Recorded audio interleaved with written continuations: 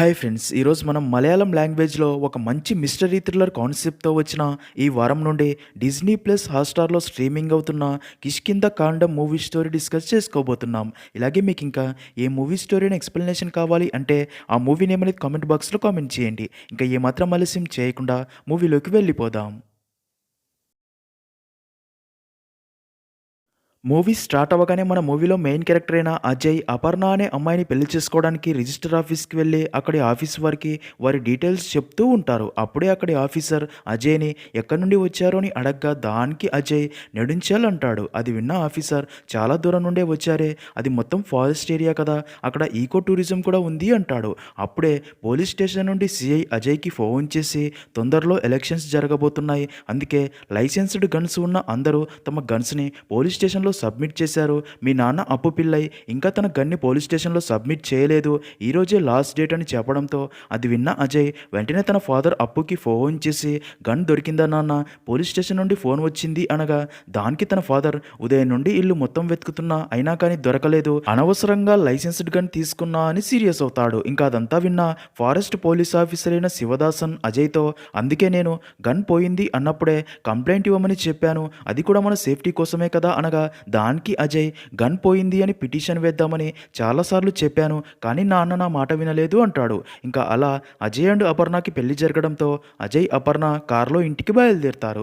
ఇక్కడే మనకు తెలిసే ఒక విషయం ఏంటంటే అజయ్ ఫారెస్ట్ డిపార్ట్మెంట్లో పనిచేస్తూ ఉంటాడు అని. ఇంకా అజయ్ ఫాదర్ అప్పు పిల్లై రిటైర్డ్ ఆర్మీ ఆఫీసర్ అని. సీన్ కట్ చేస్తే అలా అజయ్ అపర్ణని పెళ్లి చేసుకుని ఇంటికి రాగా అప్పటికే పోలీసులు ఇంటి దగ్గరికి వచ్చి అప్పుతో గన్ లైసెన్స్డ్ రెన్యువల్ చేయించి 3 సంవత్సరాలైంది, గన్ పోలీస్ స్టేషన్లో డిపాజిట్ చేయమని నోటీస్ కూడా పంపాం కదా, ఇలా లాస్ట్ మూమెంట్లో గన్ పోయింది అంటే ఎలా, పోయిన వెంటనే పోలీస్ స్టేషన్కి వచ్చి కంప్లైంట్ ఇవ్వాలి కదా, ఆర్మీ ఆఫీసర్ అయ్యుండి మీరే ఇలా నెగ్లెక్ట్ చేస్తే ఎలా అంటాడు.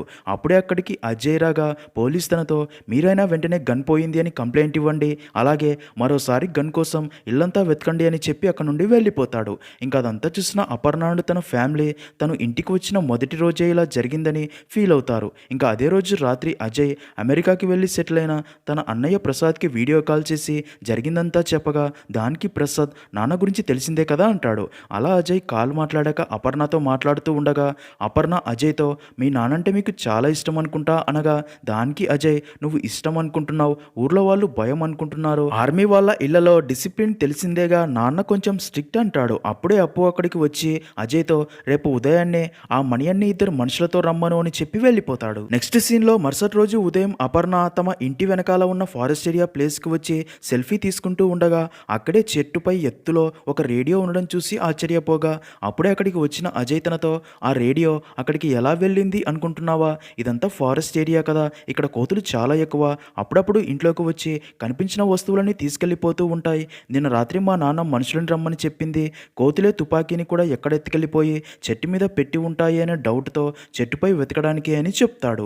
ఇదిలా ఉంటే అప్పు ఒక సంచి తీసుకుని కారులో ఒంటరిగా వెళ్ళడం సిఐ చూసి కానిస్టేబుల్ శివదాసంతో అప్పు ఇల్లు దాటి బయటికి ఎక్కడికి రాడు అని చెప్పావు కదా, మరి ఒంటరిగా ఎక్కడికి వెళ్తున్నాడు అనగా దానికి శివదాసన్ తనకి కూడా తెలియదు అంటాడు. ఇంకా అలా అప్పు ఫారెస్ట్ ఏరియాలో సారాయి బట్టి రన్ చేస్తున్న అదే ఊరికి చెందిన సుమన్ని కలిసి ఏదో మాట్లాడినట్టు చూపిస్తారు. ఇంకా ఈ సుమన్ ఒకప్పుడు అడవిలోని నక్సలైట్లతో కలిసి పనిచేసి తర్వాత పోలీసులకి లొంగిపోయి ఇప్పుడు సారాయి కాస్తూ ఉంటాడు. సీన్ కట్ చేస్తే అదే రోజు రాత్రి అపర్ణ ఆ ఇంట్లోని గోడకు ఉన్న ఫొటోస్ని చూస్తూ అలాగే ఉండిపోతుంది. ఇక్కడే మనకు తెలిసే ఒక విషయం ఏంటంటే అజయ్కి ఆల్రెడీ పెళ్ళై ఉంటుంది. తన మొదటి భార్య పేరు ప్రవీణ, వారికి కొడుకు కూడా ఉంటాడు, తన పేరు చాచు. అజయ్ భార్య 2 సంవత్సరాల ముందే చనిపోగా కొడుకు చాచు కనబడకుండా పోయి ఉంటాడు. అజయ్ అప్పటి నుండి తన కొడుకు చాచు కోసం వెతుకుతూనే ఉంటాడు, కానీ ఇప్పటి వరకు చాచు ఆచూకి లభించి ఉండదు. ఈ విషయాలన్నీ కూడా అపర్ణకు కూడా తెలుసు. ఇంకా మరుసటి రోజు అజయ్ ఆఫీస్లో బిజీగా ఉండగా ఫారెస్ట్లో మళ్ళీ కాల్పులు జరిగాయని తెలియడంతో అజయ్ అండ్ తన కొలీగ్ వెంటనే ఆ ప్లేస్కి బయలుదేరుతారు. మరో పక్క అప్పు హాస్పిటల్కి వెళ్ళి ఏవో రిపోర్ట్స్ కోసం వెయిట్ చేస్తూ ఉంటాడు. ఇంకా అజయ్ తన టీంతో గన్ ఫైరింగ్ జరిగిన ప్లేస్కి చేరుకోగా అది చూడ్డానికి వచ్చిన సుమన్తో అక్కడ ఉన్న కొంతమంది ఇదంతా నక్సలైట్లతో నువ్వే కలిసి చేస్తుంటావు అని పెద్ద పెద్ద ఆఫీసర్స్కి నాటుసారా గిఫ్ట్గా ఇస్తూ సేఫ్గా తిరుగుతున్నావని గొడవ పడుతూ ఉంటారు. అక్కడికి వచ్చిన ఆఫీసర్స్ బుల్లెట్స్ తగిన ప్రదేశం పరిశీలించి అవి రైఫిల్స్ కావు, అంటే ఫైరింగ్ చేసింది నక్సలైట్లు కాదు, ఫైరింగ్ చేసింది పిస్టల్తోనో రివాల్వర్తోనో అయ్యుండాలి అని చెప్తాడు. అది విన్న అజయ్కి ఒకవేళ కనబడకుండా పోయిన తన ఫాదర్ రివాల్వర్ తోనే ఎవరన్నా ఇదంతా చేస్తున్నారేమో అని డౌట్ వస్తుంది. నెక్స్ట్ సీన్ లో అదే రోజు రాత్రి అప్పు అజయ్ కి ఫోన్ చేసి కారు ఫారెస్ట్ మధ్యలో ఆగిపోయింది, త్వరగా మరొక కారు తీసుకుని రా అని చెప్పడంతో అజయ్ అండ్ అపర్ణ మరొక కారులో వెంటనే ఆ ప్లేస్ కి చేరుకుంటారు. అజయ్ ఆ కారు ప్రాబ్లం ఏంటో చూడాలని స్టార్ట్ చేయగా ఆ కారు వెంటనే స్టార్ట్ అవుతుంది. దాంతో అదంతా చూస్తున్న అపర్ణకి అసలు ఏమీ అర్థం కాదు. తర్వాత అలా 2 కార్లలో అక్కడ నుండి ఇంటికి తిరిగి వచ్చేస్తారు. ఇంకా అదే రోజు అర్ధరాత్రి సమయంలో అజయ్ ఇంటికి దగ్గరలో ఎవరో ఒక వ్యక్తి పేపర్స్ తగలబెడుతున్న మంటలు చూసిన అపర్ణ అదే విషయం అజయ్కి చెప్పి ఆ వ్యక్తి ఎవరో ఈ టైంలో ఏం తగలబెడుతున్నాడో చూడాలి అని అక్కడికి వెళ్ళబోగా అదే టైంకి ఫుల్గా వర్షం స్టార్ట్ అవడంతో ఉదయం చూసుకుందాంలే అని అక్కడే ఆగిపోతారు. మరుసటి రోజు ఉదయం అజయ్ అండ్ అపర్ణ రాత్రి మంట కనిపించిన ఆ ప్లేస్కి వెళ్ళి చూడగా ఆ ప్లేస్లో ఏవో పేపర్స్ కాల్చినట్లు బూడిద ఉంటుంది. అజయ్ వెంటనే తన ఫ్రెండ్ కానిస్టేబుల్ శివదాసన్కి ఫోన్ చేసి అక్కడికి పిలిచి విషయం చెప్పగా ఆ కాల్చిన ప్లేస్ పరిశీలించిన శివదాసన్ ఈ ప్లేస్ చూస్తుంటే నిన్న రాత్రి మాత్రమే కాదు చాలాసార్లు ఇదే ప్లేస్లోనే ఎవరో ఏదో కాల్చినట్లు అనిపిస్తుంది, మీరు నిన్న మాత్రమే గమనించినట్లు ఉన్నారు, ఇదంతా ఎవరు చేస్తున్నారో త్వరలోనే కనిపెడదామని చెప్తూ ఉండగానే అప్పుడే శివదాసన్కి బెలుగం ప్లేస్లో చిన్న అబ్బాయి శవం దొరికింది అని ఇన్ఫర్మేషన్ తెలియడంతో అదే విషయం అజయ్కి చెప్పి ఒకవేళ అది కనబడకుండా పోయిన అజయ్ కొడుకు శవమే అయి ఉంటుందేమో అని డౌట్తో అక్కడికి వెళ్ళి అజయ్ ఆ అబ్బాయి శవాన్ని చూడబోతూ అది తన కొడుకు శవం కాకూడదు అని కోరుకుంటాడు. అలా అజయ్ ఆ అబ్బాయి శవాన్ని చూడగా అది తన కొడుకు చాచు శవం కాదు అని చాలా హ్యాపీగా ఫీల్ అయ్యి అక్కడ నుండి తిరిగి వచ్చేస్తారు. సీన్ కట్ చేస్తే ఒక రోజు ఫ్యామిలీ సర్వే కోసం గవర్నమెంట్ తరపున ఒక లేడీ అజయ్ ఇంటికి వచ్చి బయట ఉన్న అప్పుని తన ఫ్యామిలీ డీటెయిల్స్ అండ్ వారి ఇంట్లో ఉండే వారి పేర్లు అడిగినా సరే అప్పు వారి పేర్లు చెప్పలేక తన ఫోన్లో ఫస్ట్ సన్ సెకండ్ సన్ అని సేవ్ చేసుకున్న ఫోన్ నెంబర్ల ఆధారంగా చెప్తాడు. అదంతా అపర్ణ గమనిస్తుంది. అలా అప్పు చేసే పనులు గమనించిన అపర్ణకి అప్పుకి మతిమరుపు ఉంది అని అర్థమయ్యి అదే విషయం అజయ్కి చెప్పగా దానికి అజయ్ మా నాన్నకి మతిమరుపు అని నాకు ఎప్పుడో తెలుసు, ఆ రోజు రాత్రి కారు చెడిపోలేదు, అక్కడ ఉన్న 2 దారుల్లో ఏ దారిలో మన ఇంటికి రావాలో మర్చిపోయి నాకు కాల్ చేశాడు, తనకి మతిమరుపు అన్న విషయం చెప్తే తను అస్సలు ఒప్పుకోడు, సీరియస్ అవుతాడు, దానికోసం ట్రీట్మెంట్ ఇప్పించాలి అనుకోగా దానికి కూడా ఒప్పుకోలేదు అని చెప్తాడు. అలాగే ఆర్మీలో పనిచేసిన నాన్న ఫ్రెండ్ని కలిసినప్పుడు నాన్నకి ఈ మతిమరుపు ఆర్మీలో పనిచేసేటప్పటి నుండే ఉంది అని, ఆర్మీ డ్యూటీలో ఉన్నప్పుడు కూడా చాలా విషయాలు ఇలాగే మర్చిపోయేవాడు అని, ఒకసారి తన గన్ బట్టలతో పాటు వాషింగ్ మిషన్లో వేశాడని అప్పు పై ఆఫీసర్స్కి తెలిసి అందుకే తనకి ఇంకా సర్వీస్ ఉన్నా సరే ముందే తనని సర్వీస్ నుండి డ్రాప్ చేసి ఇంటికి పంపాడని చెప్పాడు అని అజయ్ అపర్ణకి అంతా చెప్తాడు. నాన్న ఆర్మీ నుండి వచ్చి 16 సంవత్సరాలయ్యింది. ఈ 16 సంవత్సరాల్లో నాన్న చేస్తున్న ఒకే ఒక్క పని తనకి మతిమరుపు అని ఎవరికీ తెలియకుండా జాగ్రత్త పడ్డం, ఈ విషయం అందరికీ తెలిస్తే తనని తక్కువ చేసి చూస్తారు అని నవ్వుకుంటారని ఇలా చేస్తున్నాడని చెప్తాడు. అదంతా విన్న అపర్ణ చాచు కనిపించకుండా పోయిన రోజు ఏం జరిగిందని అడగ్గా దానికి అజయ్ అప్పటికే నా మొదటి భార్య ప్రవీణకి హెల్త్ ఇష్యూ స్టార్ట్ అయ్యి ఉండడం వల్ల నేను ఎప్పుడూ హాస్పిటల్లో తన పక్కనే ఉండి చూసుకునేవాడిని, ఆ రోజు కూడా నేను తనని హాస్పిటల్కి తీసుకెళ్లాను, ఇంటి దగ్గర మా నాన్న చాచుని చూసుకుంటూ ఉండేవాడు, అయితే ఆ రోజు రాత్రి ఇంటికి రాగా అప్పటికే చాచు ఇంట్లో కనపడకపోవడంతో ఆ చుట్టుపక్కల మొత్తం వెతికి పోలీస్ స్టేషన్లో కంప్లైంట్ ఇచ్చాను అని చెప్తాడు. అది విన్న అపర్ణ ఒకవేళ చాచు మిస్ అయిన రోజు తనతో ఉంది మీ నాన్న ఒక్కడే కాబట్టి చాచుకి సంబంధించిన ఏదైనా ముఖ్యమైన విషయం తను మర్చిపోయాడేమో ఒకసారి ఆలోచించు అని చెప్తుంది. అది విన్న అజయ్ కూడా ఆలోచనలో పడతాడు. అదే టైంకే అజయ్ ఇంటికి దగ్గరలోని అప్పు జాయ్ అనే వ్యక్తికి అమ్మిన స్థలంలో ఇంటి పునాదుల కోసం తవ్వుతూ ఉండగా ఒక స్కెలటన్ బయటపడడంతో పోలీసులు ఫోరెన్సిక్ వారిని తీసుకుని ఆ ప్లేస్కి చేరుకుంటారు. అజయ్ అండ్ అపర్ణ అది చూసి అక్కడికి వెళ్ళి శివదాసన్ని అడిగి విషయం కనుక్కుంటారు. అది విన్న అజయ్ అది ఒకవేళ తన కొడుకు స్కెలటన్ ఏమో అని ఫుల్గా భయపడిపోతాడు. ఇంకా అదంతా ఇంటిపై నుండి అప్పు గమనిస్తూ ఉంటాడు. ఫోరెన్సిక్ వాళ్ళు ఆ స్కెలటన్ని పరిశీలించి అది మనిషి స్కెలటన్ కాదు అని ఒక కోతి స్కెలటన్ అని చెప్తారు. ఇంకా అదే రోజు సాయంత్రం ఆ కోతి వెటర్నరీ రిపోర్ట్ రాగా అందులో ఆ కోతిని గన్తో షూట్ చేయడం వల్ల చనిపోయింది అని తెలుస్తుంది.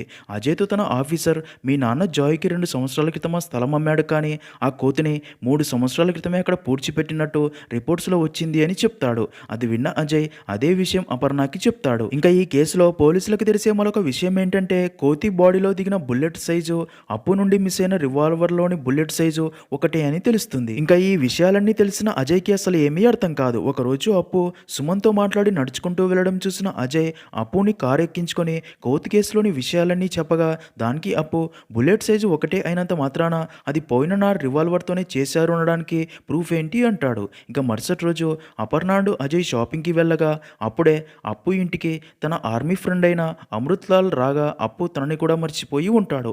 అయితే అప్పుడే తను అమృత్తో కలిసి దిగిన దిగిన ఫోటో చూసి అమృత్ తన ఫ్రెండే అని క్లారిటీ వచ్చి తన రూమ్లోకి వెళ్ళి అమృత్ పేరుతో ఉన్న పాకెట్ నోట్బుక్ తీసుకుని దాని ఆధారంగా అప్పు అమృత్తో మాట్లాడతాడు. నిజానికి అప్పు తనకి మతిమరుపు అని ఎవరికీ తెలియకుండా ఉండటానికి తను కలిసిన ప్రతి వ్యక్తి గురించి ఫుల్ డీటెయిల్స్ ఆ బుక్లో నోట్ చేసుకుని వారితో మాట్లాడి మేనేజ్ చేస్తూ ఉంటాడు. అయితే అలా అప్పు అమృత్తో మాట్లాడుతూ తను రాసుకున్న బుక్లో అమృత్ని తను చివరిసారి కలిసినప్పుడే తను ఆర్మీ ఆఫీసర్ కాదేమో అని, ఇంకా తనకి అబద్ధాలు చెప్తున్నాడు అని, అందుకే తనని ఇంకోసారి నమ్మకూడదని రాసుకుని ఉండడంతో అది చూసిన అప్పు తనతో నాతో మళ్ళీ ఎందుకు అబద్ధాలు చెప్తున్నావు, నిజం చెప్పు అని గట్టిగా అడగ్గా అది విన్న అమృత్ కూడా కొంచెం ఫుల్గా టెన్షన్ పడుతూ అక్కడ నుండి వెళ్ళబోగా అప్పు తనని ఆపబోగా అమృత్ అప్పుని వెనక్కి తోయగా అప్పు కింద పడి అప్పటిదాకా జరిగిందంతా మర్చిపోతాడు. ఇంకా విషయమర్థమైన అమృత్ ఆ బుక్లో తన గురించి రాసుకున్న లాస్ట్ పేజెస్ అన్ని చింపేసి అప్పుతో మళ్ళీ నార్మల్గా మాట్లాడతాడు.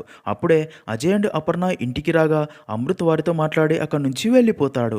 ఇంకా అప్పుకి అక్కడ ఏం జరిగిందో ఏమీ గుర్తురాదు. ఇదిలా ఉంటే మరో పక్క ఫారెస్ట్ లోకి వెళ్ళిన ఇద్దరు టూరిస్టులు ఫొటోస్ తీస్తూ ఉండగా ఒక చేతిలో ఉన్న రివాల్వర్ని చూసి దాన్ని ఫోటో తీసి అది తీసుకొచ్చి పోలీసులకు చూపించడంతో అది చూసిన పోలీసులకి ఆ కోతి చేతిలో ఉన్న రివాల్వర్ ఒకవేళ పోయిన అప్పుదే అయి ఉండవచ్చు అని అప్పుని పోలీస్ స్టేషన్కి పిలిచి ఆ ఫోటో చూపించగా ఆ కోతి చేతిలోని రివాల్వర్ చూసిన అప్పు అది తనదే అని చెప్తాడు. అయితే పోలీసులకు మాత్రం అది అప్పు గన్ మోడల్లోనే ఉన్నా సరే అది ఒకవేళ టాయ్ గన్ కూడా అయి ఉండే ఛాన్స్ ఉంది, అప్పుడే మనం ఏది కన్ఫర్మ్ చేయలేమంటారు. అలాగే ఆ కోతి ఆ గన్ని దాన్ని ఫోటో తీసిన చుట్టుపక్కల ప్లేస్లోనే పడేసి ఉండవచ్చు అని ఒక టీంతో ఆ ప్లేస్ అంతా వెతుకుతూ ఉంటారు. సీన్ కట్ చేస్తే అప్పు తన రూమ్లో ఉన్న చాలా పేపర్స్ అండ్ రిపోర్ట్స్ ఒక బాక్స్లో తీసుకుని వెళ్ళి తన ఇంటికి దగ్గరలోని ప్లేస్లో వాటిని తగలబెడుతూ ఉంటాడు. అయితే ఇంతకుముందు కూడా అదే ప్లేస్లో పేపర్స్ తగలబెట్టింది అప్పునే అని అర్థమవుతుంది. అయితే అదంతా చూసిన అపర్ణ అక్కడికి వచ్చి తగలబడిపోతున్న పేపర్స్ ఏంటో తెలుసుకోవాలి అని వాటిని ఆర్పాలి అని చూడగా అప్పు కోపంతో తనని ఆపుతాడు. అలా ఇద్దరి మధ్య తోపులాట జరుగుతుంది. అప్పుడే ఇంటి బయటకు వచ్చిన అజయ్ అదంతా చూసి అక్కడికి వచ్చి వారిని ఆపాలి అని చూడగా ఇదే ప్రాసెస్లోనే అపర్ణ ఒకవైపు అప్పు ఒకవైపు దూరంగా వెళ్ళి పడగా కింద పడగానే అప్పు అప్పటిదాకా జరిగిందంతా మర్చిపోయి అపర్ణ అండ్ అజయ్ గొడవ పడుతున్నారు అనుకుని ఏమైనా ఉంటే ఇంట్లోకి వెళ్ళి మాట్లాడుకోండి అని వారికి చెప్పి అక్కడ నుండి వెళ్ళిపోతాడు. అదంతా చూసిన అపర్ణ అజయ్తో మీ నాన్న సమస్యకి త్వరగా మీరు ట్రీట్మెంట్ చేయించడం మంచిది అనగా దానికి అజయ్ అందరిలాగే నేను కూడా తనని అదే దృష్టితో చూడలేను, ఎందుకంటే తను మా నాన్న అని చెప్పి వెళ్ళిపోతాడు. నెక్స్ట్ సీన్లో పోలీసులు అప్పుని మళ్ళీ పోలీస్ స్టేషన్కి తీసుకెళ్లి తనతో ఫారెస్ట్లో మీ ఫ్రెండ్ సుమన్ అనే వ్యక్తిని కలిశాను, తను మీ ఇద్దరి మధ్య ఉన్న సీక్రెట్స్ అన్నీ చెప్పేశాడు అంటాడు. ఇంకా ఈ విషయం తెలిసిన కానిస్టేబుల్ శివదాసన్ అజయ్కి ఫోన్ చేసి మీ నాన్నని ఈ కేసులో ఇరికించాలి అని చూస్తున్నారు, అసలు సుమన్ ఇచ్చిన స్టేట్మెంట్లో ఏం చెప్పాడో వెళ్ళి తెలుసుకో, అప్పుడే ఈ ప్రాబ్లం ఎలా హ్యాండిల్ చేయాలో అర్థమవుతుంది అనడంతో అజయ్ అండ్ అపర్ణ వెళ్ళి సుమన్ని కలిసి అప్పు అండ్ సుమన్కి మధ్య ఉన్న సీక్రెట్ ఏంటో చెప్పమని అడగ్గా సుమన్ జరిగింది చెప్తాడు. ఒకరోజు సుమన్ అప్పు ఇంటి ముందుని వెళ్తూ ఉండగా అప్పుడే గన్ ఫైరింగ్ సౌండ్స్ రావడంతో వెంటనే అక్కడికి వెళ్ళి చూడగా అప్పు తన మనవడు చాచుని కర్రతో బాగా కొడుతూ ఉంటాడు. అలాగే చనిపోయిన కోతి పక్కన రివాల్వర్ పడి ఉంటుంది. సుమన్ అప్పుని ఆపి ఏం జరిగింది అని అడగ్గా దానికి అప్పు వీడి అల్లరి రోజు రోజుకి ఎక్కువైపోతుంది, నేను ఆల్మరాలో దాచిన ఈ రివాల్వర్ని దొంగతనంగా తీసుకుని వచ్చి ఈ కోతిని షూట్ చేసి చంపేశాడు అని జరిగింది చెప్పగా విషయమర్థమైన సుమన్ ఈ విషయం ఫారెస్ట్ ఆఫీసర్స్కి తెలిస్తే ప్రాబ్లం అని ఆ కోతిని అక్కడే ఎవరికి తెలియకుండా పూడ్చిపెట్టి ఉంటారు. అయితే అలా కోతిని పూడ్చిపెట్టగానే అప్పటిదాకా జరిగిందంతా అప్పు మర్చిపోయి ప్రశాంతంగా మాట్లాడడంతో మొదట సుమన్కి ఏమీ అర్థం కాదు. తర్వాత తనని కలవడానికి వచ్చి తనతో మాట్లాడినప్పుడు సుమన్కి అప్పుకి మతిమరుపు ఉంది అని అర్థమై ఉంటుంది. నిజానికి ఆ జరిగిన సంఘటన గురించే వచ్చిన ప్రతిసారి అడుగుతూ ఉంటాడు. నేను కూడా జరిగిందే ప్రతిసారి తనకి చెప్తూ ఉంటాను అని అంతా చెప్తాడు. అదంతా విన్న అజయ్ ఇంకా పోలీస్ స్టేషన్ దగ్గరికి బయలుదేరుతాడు. ఇంకా అపర్ణ ఇంటికి వచ్చి అప్పు రూమ్లోకి వెళ్ళి అక్కడ ఉన్న వస్తువులు పేపర్స్ అన్నీ చెక్ చేస్తూ ఉంటుంది. ఇదిలా ఉంటే మరో పక్క పోలీస్ ఆఫీసర్ అప్పుతో కోతి ఇన్సిడెంట్ జరిగాక మీ గన్ కనబడకుండా పోయింది, ఆ ఇన్సిడెంట్ ఏమీ అంత పెద్ద ప్రాబ్లం కాదు, అలాంటప్పుడు మీరు గన్ పోయింది అని అప్పుడే కంప్లైంట్ ఇచ్చి ఉంటే అయిపోయేది కదా, కానీ మీరు గన్ పోయిందని అప్పుడు కంప్లైంట్ ఇవ్వలేదు అంటే గన్ పోవడం వెనుక ఇంకేదో పెద్ద సీక్రెటే దాగి ఉండాలి, అదేంటో చెప్పండి అని పదే పదే గట్టిగా అడగడంతో అప్పు ఫుల్గా భయపడిపోయి ప్యాంట్లోనే పాస్ పోసుకుంటాడు. అది చూసిన పోలీస్ ఆఫీసర్ షాక్ అవుతాడు. ఇంకా అదే టైంకే అజయ్ డాక్టర్ అమృత్ లాల్ని అక్కడికి తీసుకుని వస్తాడు. ఇక్కడే మనకు తెలిసే ఒక విషయం ఏంటంటే అజయే అప్పు ప్రాబ్లంకి తనకి అనుమానం రాకుండా డాక్టర్ అమృత్ లాల్ని తన ఫ్రెండ్ అని పరిచయం చేసి నమ్మించి ట్రీట్మెంట్ ఇప్పిస్తూ ఉంటాడు. డాక్టర్ అమృత్ అక్కడి పోలీస్ ఆఫీసర్కి అప్పు సిచ్యుయేషన్ గురించి తన మెంటల్ కండిషన్ గురించి అంతా చెప్పి అలాగే అప్పుకి ఉన్న ఈ ప్రాబ్లం వల్లే తనని ఆర్మీ నుండి సర్వీస్ అయిపోకముందే పంపించేశారు అని వారు ఇచ్చిన మెడికల్ సర్టిఫికేట్ కూడా చూపిస్తారు. చూపిస్తాడు. అది చూసిన పోలీస్ ఆఫీసర్ షాక్ అయ్యి వెంటనే తన పై ఆఫీసర్ దగ్గరికి వెళ్ళి, మనం అందరం చాలా పెద్ద ప్రాబ్లంలో ఇరుక్కున్నాం. పోలీసులు మాత్రమే కాదు, రెవెన్యూ ఆఫీసర్స్, ఫారెస్ట్ ఆఫీసర్స్ అందరం దొరికిపోతాం. మీరు ఇక్కడ ఎస్హెచ్ఓగా ఉన్నప్పుడేగా అప్పు గన్ లైసెన్స్ వెరిఫికేషన్ జరిగింది. అది జరిగి ఎన్ని సంవత్సరాలైంది సార్ అని అడగ్గా దానికి తను 8 సంవత్సరాలు అయి ఉంటుంది అంటాడు. దానికి పోలీస్, అప్పుకి మతిస్థిమితం సరిగ్గా లేదు అని 16 సంవత్సరాల క్రితం ఆర్మీ వాళ్ళు ఇంటికి పంపించేశారు. మెడికల్ సర్టిఫికెట్ కూడా ఇచ్చారు. అంటే అలాంటి మతిస్థిమితం లేని వ్యక్తికి గన్ లైసెన్స్ ఎలా ఇచ్చారు అన్న విషయం బయటికి తెలిస్తే ఇదంతా మనకే చుట్టుకునేలా ఉంది. అదీకాక ఆ కోతి చేతిలో ఉన్న పిస్టల్ తనదే అని ఒప్పుకున్నాడు. అందుకే ఇది ఇక్కడితో స్టాప్ చేయడం మంచిది, అప్పుని వదిలేయడం అందరికీ మంచిది అంటాడు. దాంతో పోలీసులకు మరో దారి లేక అప్పుని వదిలేయడంతో అజయ్ అప్పుని ఇంటికి తీసుకుని వస్తాడు. మరో పక్క అప్పు రూమ్ అంతా వెతికిన అపర్ణకి ఒక సీక్రెట్ లాక్లో అప్పు పిస్టల్ దొరుకుతుంది. అపర్ణ దాన్ని తీసి దాస్తుంది. ఇంకా ఇంటికి వచ్చిన అప్పు తన రూమ్లోకి ఎవరో వచ్చారోని, అది అపర్ణనే అని తన మీద చాలా సీరియస్ అవుతాడు. అదంతా చూస్తున్న అజయ్ అపర్ణని పక్కకి తీసుకుని వచ్చి, నువ్వు మా నాన్నని దోషిలా ప్రూవ్ చేయాలి అనుకుంటున్నావా? నువ్వు ఈ ఇంట్లోకి వచ్చింది నాకు భార్యగా మాత్రమే అని సీరియస్ అవుతాడు. దానికి అపర్ణ అప్పు రూమ్లో దొరికిన ఆ రివాల్వర్ని చూపించి, పోయింది అనుకుంటున్న రివాల్వర్ ఇదే, ఇది మీ నాన్న సీక్రెట్గా దాచిపెట్టాడు. అలాంటప్పుడు ఆ రోజు కోతి చేతిలోని గన్ తనదే అని ఎందుకు ఒప్పుకున్నాడు? అంటే మీ నాన్న ఏదో నిజం దాయాలని చూస్తున్నాడు. నేను ఈ ఇంట్లోకి వచ్చింది మీ భార్యగానే నిజమే, కానీ నేను చూడకపోయినా సరే కనబడకుండా పోయిన చాచు నాకు కొడుకేనండి. బిడ్డ కనబడకుండా పోతే తల్లి ఊరికే చూస్తూ ఉండిపోతుందా చెప్పండి? తను ఏమయ్యాడో తెలుసుకోవాలని ఉండదా? ఒక్కసారి ఒక తండ్రికి కొడుకులా కాకుండా ఒక కొడుక్కి తండ్రిలా ఆలోచించండి. మీ నాన్న తనకి ఉన్న ఈ ప్రాబ్లంని తనకి అడ్వాంటేజ్గా తీసుకుంటున్నాడేమో అనిపిస్తుంది. ఏది మర్చిపోయారో ఏది గుర్తుంచుకున్నారో అది ఆయనకు మాత్రమే తెలుసు. ఆయనకు తెలిసిన నిజం లోకం దృష్టిలో అబద్ధమయ్యే ప్రమాదం ఉంది. తన రూమ్లో వెతికాను కాబట్టే 2 బుల్లెట్స్ పోయాయని తెలిసింది. ఒక బుల్లెట్ చాచు కోతిని షూట్ చేస్తే మరో బుల్లెట్ ఎక్కడ గన్ పోయింది అని ఊరంతా నమ్మించి ఆ 2 బుల్లెట్స్ సంగతి ఎవరికి తెలియకుండా ఉండాలి అని డ్రామాలు ఆడుతున్నాడేమో. ఆ కాల్చిన కాగితాల్లో చాచు గురించి ఏదైనా క్లూ దొరుకుతుందేమో అని వెతికానని చెప్తుంది. అదంతా విన్న అజయ్, ఇక చాలు ఆపు, నీకున్న సందేహాలే నాన్నకు కూడా ఉన్నాయి. నాన్న ఇదంతా చేస్తుంది చాచు కోసమే, కానీ ఎక్కడి నుండి మొదలు పెట్టాలో ఎవరిని అడగాలో కూడా తెలియక చాచు స్కూల్, వాడు తిరిగిన ప్లేస్లన్నీ చోట్ల వాడి కోసం వెతుకుతున్నాడు. చివరికి తన వల్లే ఏమైనా చాచుకు ప్రమాదం జరిగిందేమో అని, ఆ విషయం తను మర్చిపోయాడేమో అని, అందుకే తన చుట్టూ ఉన్న వాళ్ళని అడిగి తన గురించి తెలుసుకుంటూ ఆయన అనుమానమంతా ఆయన మీదే, అలాగే తన వల్ల తప్పు జరిగినా అది మర్చిపోయాడేమో అని, లేదా చాచు మిస్సింగ్కి కారణం తనే అయి ఉండవచ్చు అనుకుంటూ అది తెలుసుకోవాలి అని తన ఇన్వెస్టిగేషన్లో భాగంగా ఇవన్నీ రాసుకుంటున్నాడు. ఈ నిజాన్ని దాయాలి అనే ఈ పేపర్స్ అన్ని కాల్ చేస్తున్నాడు. మన దగ్గర దాయాలని కాదు, తను మర్చిపోవాలి అని.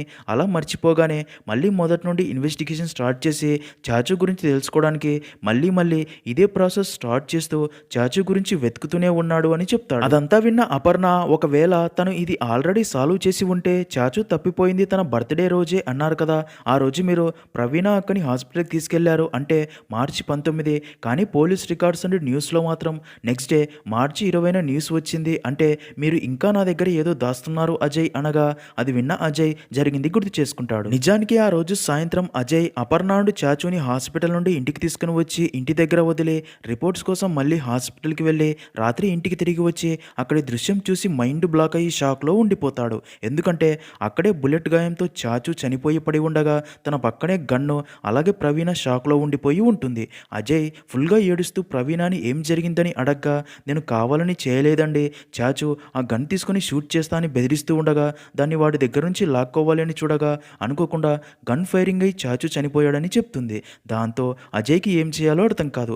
అప్పుడే అప్పు ఇంటికి రావడంతో తను అదంతా చూడకుండా బయటికి వెళ్ళి డోర్స్ క్లోజ్ చేసి తన ఫాదర్ రూమ్లోకి వెళ్ళాక మళ్ళీ అక్కడికి రాగా అప్పటికే ప్రవీణ తన వల్ల జరిగిన తప్పు భరించలేక అధిక మొత్తంలో పెయిన్ కిల్లర్ టాబ్లెట్స్ మింగి స్లో కోల్పోయి పడి ఉంటుంది. దాంతో అజయ్ వెంటనే ఆ రూమ్ డోర్స్ క్లోజ్ చేసి తన భార్యని హాస్పిటల్కి తీసుకుని వెళ్ళి తనకు ట్రీట్మెంట్ చేయించి మళ్ళీ ఇంటికి రాగా ఇక్కడే అదిరిపోయే ట్విస్ట్ ఏంటంటే, ఆ రూమ్లో చాచు శవం అలాగే గన్ను రెండూ కనిపించవు. పక్క గదిలోనే తన ఫాదర్ ఫుడ్ తింటూ ఉంటాడు. తనని చూసిన అజయ్కి తన ఫాదరే చాచు శవం పక్కన తన గన్ పడి ఉండడం చూసి చాచు మళ్ళీ తన గన్ తీసుకొని ఆడుకుంటూ గన్తో షూట్ చేసుకుని తనే చనిపోయాడు అనుకుని ఈ విషయం బయటికి తెలిస్తే ప్రాబ్లం అవుతుంది అని చాచు శవాన్ని తనే పూడ్చిపెట్టి తర్వాత ఆ విషయం కూడా మర్చిపోయాడని అర్థమవుతుంది. దాంతో అజయ్కి తన ఫాదర్కి అసలు నిజం చెప్పలేక, చాచు శవాన్ని ఎక్కడ పూడ్చిపెట్టాడో అడగలేక తనలో తానే చాలా బాధపడుతూ మిస్సింగ్ అయ్యాడని చెప్తూ ఉంటాడు. అలా కొన్ని నెలల తర్వాత ఒక రోజు అప్పు కొన్ని పేపర్స్ కాల్చడం చూసిన అజయ్ అక్కడికి వెళ్ళగా అప్పు తనతో నా వల్ల చాచుకి ఏమైనా హాని జరిగిందేమో తెలుసుకోవాలి అనుకున్నాను. అబద్ధాలు చెప్తే అతికినట్టు ఉండాలి. మార్చి 19న నువ్వు మెడికల్ కాలేజీకి వెళ్ళావు. కీమోథెరపీ డీటెయిల్స్ హాస్పిటల్ రికార్డ్స్లో ఉన్నాయి. నా పిస్టల్లో 2 బుల్లెట్స్ కనిపించడం లేదు. ఒక బుల్లెట్ ఏమైందో సుమన్ చెప్పాడు. మరి రెండో బుల్లెట్ ఎక్కడా? ఇదంతా ఎవరు చేశారో నాకు తెలియట్లేదు. ఇప్పుడు తెలుసుకోవాలి అని లేదు. ఒకవేళ పొరపాటునే జరిగినా ఇది మర్డర్ కేసే. నా కోడలికి ఇంతకు మించి దుఃఖాన్ని తట్టుకునే శక్తి లేదు. నిన్ను ఒక నేరస్తుడిగా చూసి నేను తట్టుకోలేను. ఎవ్వరికీ ఉపయోగపడని ఈ నిజాలు ఈ రోజుతో బూడిద అవ్వని. నా జబ్బు ఎప్పటికీ నయం అవ్వదు అని నాకు తెలుసు. కానీ ఇది కూడా ఒక రకంగా నాకు ఫ్రీడమేగా. మళ్ళీ అంతా మర్చిపోతాను అంటాడు. అది విన్న అజయ్ ఎమోషనల్ అయ్యి అప్పుని హగ్ చేసుకుంటాడు. అలా జరిగిందంతా చెప్పి ఆ రోజు నుండి నాలో మిగిలిపోయిన ఒకే ఒక్క ప్రశ్న చాచుని ఎక్కడ పూడ్చిపెట్టావని. అది అడిగినా తనకి గుర్తులేదు. నిజంగా తను మర్చిపోయి ఉంటే మళ్ళీ తనకి గతాన్ని గుర్తు చేసిన వాడిని అవుతాను. అది నాకు ఇష్టం లేదు. నాన్న చెప్పినట్లు ఎవరికీ ఉపయోగపడని నిజాలు అవి అంటాడు. అలా అప్పటి నుండి అప్పు చాచుని కనిపెట్టడానికి అదే ప్రాసెస్ రిపీట్ చేస్తూనే ఉంటాడు. చాచుని కనిపెట్టడానికి ఇన్వెస్టిగేషన్ స్టార్ట్ చేయడం, పేపర్స్ అన్ని కలెక్ట్ చేయడం, అలా మళ్ళీ చివరికి ఆ పేపర్స్ అన్ని తగలబెట్టడం, మర్చిపోవడం, మళ్ళీ స్టార్ట్ చేయడం. ఇంకా అదంతా తెలిసిన అపర్ణ అజయ్ లాగే నిజం తెలిసినా సరే, చాచు లేడు అని తెలిసినా సరే తన కోసం వెతుకుతున్నట్లు, ఎక్కడ పిల్లాడి శవం దొరికిందని పోలీసులు చెప్పినా సరే వారి మీద అనుమానం రాకుండా అక్కడికి వెళ్ళి ఆ శవాన్ని చూసి వస్తూ ఉంటారు. అలా అక్కడితో మూవీ అనేది ఎండ్ అవుతుంది.